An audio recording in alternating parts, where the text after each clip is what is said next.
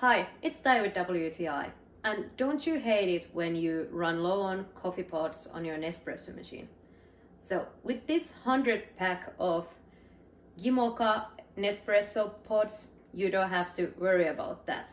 So it comes with different tastes, like for example Intenso, Cremoso, Vellutato, and the one I have here right now, I believe is the Deciso. So Deciso, that was a little bit to the bitter side, I would say. So that's why I like to go with something else this time. So I choose the purple one, that is Espresso Aroma. Just simply put it in your machine, turn the machine on, and soon you have coffee for your afternoon coffee needs. So I would say that with the amount of coffee you get with the price of this 100 together, it's very affordable and it's also very economic coffee.